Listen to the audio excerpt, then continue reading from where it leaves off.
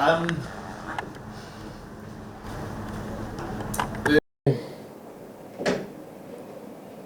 Honorable Justice Jane Francis Abodo has been appointed principal judge, designated, because she's got to go through the processes and all of that. Look, this is one of the most educated judicial officers we have in our country, who seems dedicated to doing her job. My challenge has been, especially towards the end of her term as the Director of Public Prosecutions. There's been issues there, Rin. The Supreme Court on 31st January of this year delivered a ruling saying civilians should not be tried in military courts, and actually ordered that all pending cases before military courts should be transferred to civilian courts.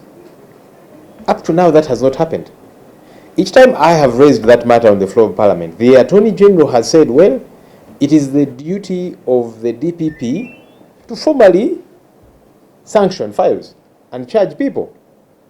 And the Attorney General was saying, well, we cannot direct the DPP, even according to Article 120. She's meant to operate independently. So, in other words, throwing the ball in the court of the DPP.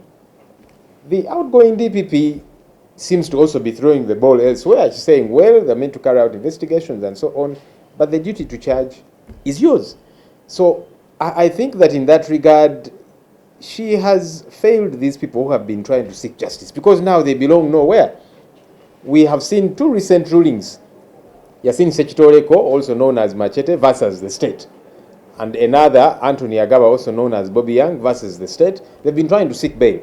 Very recent rulings. And court said, no, we cannot grant you bail because you are not yet legally before us as the High Court. Your files have not been transferred from the military courts to the civilian courts. And so they remain in abeyance. And that would even mean they are being held in prison illegally, because the military court, which sent them there, is functus official, no longer has jurisdiction over them according to the ruling of the Supreme Court. The files are meant to be transferred to civilian courts. And now the civilian courts are saying, we cannot even hear your matter, we cannot grant you bail because you're not yet before us legally.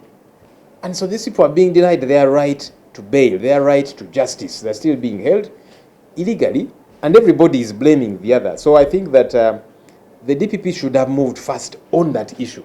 And that has been my concern, because now if you have left that work unfinished, you're now going to be the head of the High Court. So which position are you going to take? Because now the High Court, which you're meant to head, is saying, we cannot attend to these people's bail hearings because they're not legally before us. The DPP is the one meant to sanction these files and all of that. And so you leave people in abeyance and stuck legally, which is a big problem, and it's something that I think needs to be addressed very quickly. Hopefully she can do that before she crosses over to the other side, because it is not right, it is not fair. The question of backlog is something we always put to all the appointed judicial officers that come before us as the appointments committee, whether it be High Court, whether it be Principal Judge, Deputy Chief Justice, and so on and so forth. Their reasoning is, which to an extent, yes, is right, we need to beef up the judiciary. If you can have so many RDCs, and then you appoint deputy RDCs, and of recent, we added assistant deputy RDCs or that kind of thing. Why don't you appoint more judges? Why don't you avail that to them so that they don't have an excuse? Because yes, there are some members of the public who will say, but well, even when the judicial officers are few, there are some judges who are not very active. They report to work late, all the time they are away, or that kind of thing. But again, you've left them with an excuse that the judicial officers are few. And that's the call we have been making. Let's appoint more judicial officers. If you can keep appointing all these politicians and so on, you have, I don't know how many presidential advisors, including those that don't even know what to advise the head of state about. You have so many RDCs, deputy RDCs, assistant RDCs, and many other offices that people are occupying without doing any work. Let's take justice to be a serious matter. And this is not a question of just the opposition, because even you ruling party fellows, you'll find yourselves before court and you'll need your matter to be disposed of quickly enough. So it's in the interest of all of us. So we always give them an excuse to say, but we don't have adequate judicial officers. Those that we have are trying their best, but they're not adequate. So we need to resolve that matter so that the question of backlog is taken care of. Unless you guys have questions.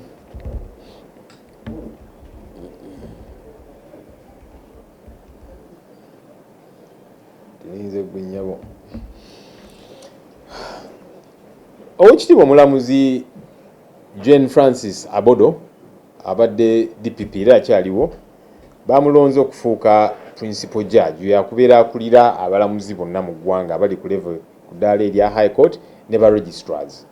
Buvunaanyizibwa bunene. Omukyalo ono y'omu ku basinga obuyigirize mu judiciary. Asoma ebitabo bingi, masters degrees alina 2 kati ali mukola PhD n'ebirala. So toyinza kubeera na kabuuza kumanyirivu bwe oba ebitabo n'ebirala, naye nze kimu ku ebyo bimugambye nti wano nkulinako obuzibu kubanga nga 31 January omwaka guno kooti ensukkulumu Supreme Court yawa ensalayo negamba nti abantu ba bulijjo bagibwe mu kooti ez'amagye, emisango gyabwe gitwaliwe mu kooti eza bulijjo. Bulijjo nkijjukiza Attorney General wano ku floor ya Parliament ne mugamba lwaki temugondera nsala ya kooti, abantu bano emisango gyabwe temugitwala mu kooti za bulijjo. Attorney General n'agamba nti Article 120 obuvunaanyizibwa bwa DPP okukyajinga abantu bano, era DPP tetukkirizibwa kumuteekako kazito kukola kyalina kukola. Kati ate DPP mukyala Jane Francis Abodo owekitiibwa omulamuzi yagamba nti akyanoonyereza nakiko gamba buli omu alinga avunaana munne, buli omu alumiriza oli. Attorney General n'agamba nti DPP alina okuba kyajinga DPP nti kati balina okunoonyereza naki, nange si ne mugamba naye kaakati abantu bano tubawadde bwenkanya. Bagezezzaako n'okusaba kooti ebatekke kakalu kaayo. Yasingisa ekitoleko abangi gwe mumanyi nga Machete, agaba Anthony abangi gwe mumanyi nga Bobianga. Kooti yakasala ku bail applications zaabwe ng'egamba nti abantu bano tubalinaako obuvunaanyizibwa kubanga emisango gyabwe teginnagibwa mu kooti z'amagye okuleetebwa wano. Ekyo bwe kinaakolebwa then tujja kuwuliriza ensonga zaabwe ez'okusaba bail. Kati kiba kitegeeza abantu bano ne mukomera bali omu bukyamu kubanga kooti y'amagye yabatwalayo tekyabavunaanyizibwako. Ate kooti high court eya bulijjo gye emisango gyabwe girina okuteekebwa nabo bagamba teginnajja. Kakati awo DPP oba tuyambye eggwanga, abantu bano baba tebafunye bwenkanya. Kati mukomera ani akyabasibiddeyo kubanga kooti y'amagye tebalina kubuvunaanyizibwa, kooti eya bulijjo high court tenawuliza nsonga zaabwe. Kati awo abatatambudde nga bw'alina ttambula oba oli awo okutuukiriza obuvunaanyizibwa bwe, abantu ne baba nga tebafunye bwenkanya era ne mugaka kati oli mu kuwanisibwa ddaala. Naye ate eri gy'ova olisenga emirimu teginnattirira teginnaggwa bulungi, awo waliwo obuzibu kubanga obwenkanya abantu baba tebafunye bwenkanya. Buli ofiisi bw'eba enaavunaana oli alina okikola, oli alina okikola, muba mulinyirira eddembe ly'abantu. Awo waliwo obuzibu bunene.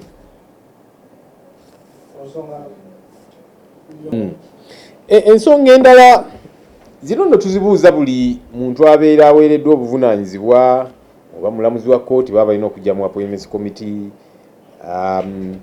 bw'aba principal judge, deputy chief justice n'abalala.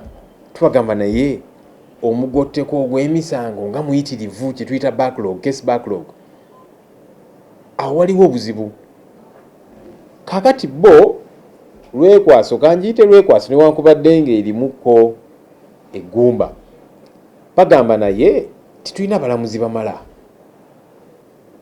Ate ng'olaba nti ensonga yaabwe erimuko ku ggumba, kubanga yes wayinza okuba waliwo abalamuzi abamu atuuka leeti tawaayo nnyo budde ku wansala naki, abo tebabula, buli society tebeeramu abantu oba oli abatali active nnyo. Naye kati oba obawadde lwekwaso bw'otabawo balamuzi bamala, kuba kaakati bwe tuba tuyinza okubeera ne ba RDC, deputy RDC, juzi kati bateekawo ba assistant deputy RDC abayitirivu, olina aba presidential advisor simanyi abameka, abamu tebamanyi na kyaku advising yabawo obuvunaanyizibwa.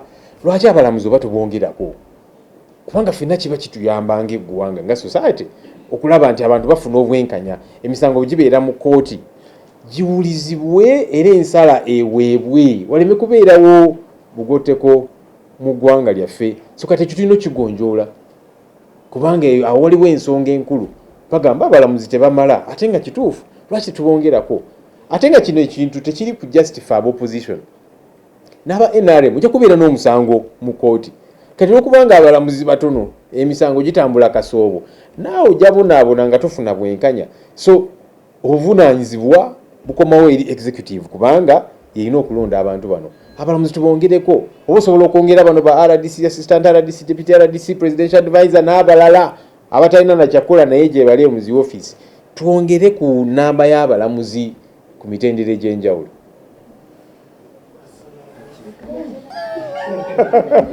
What did you call me?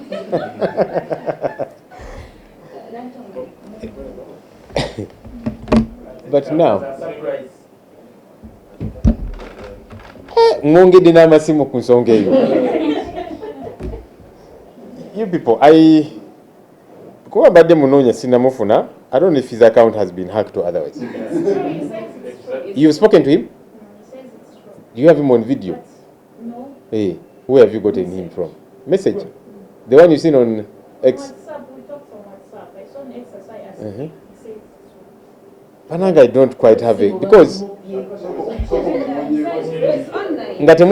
because I knew you might ask me that question. I tried to reach him, I have not gotten him yet. Olaba, Kankula again. Olaba, Honorable Nyeko, a few minutes ago, even his other numbers have been reaching him. Yeah, maybe when Namfuna, because now I don't know what to say, because people's accounts get hacked, keep getting hacked. In fact, somebody alerted me this morning saying I should change the password of my account.